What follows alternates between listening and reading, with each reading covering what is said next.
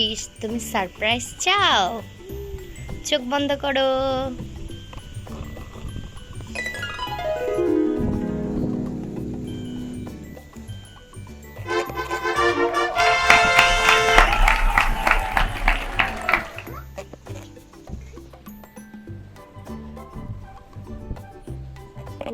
ইস, কেমন লাগলো সারপ্রাইজ?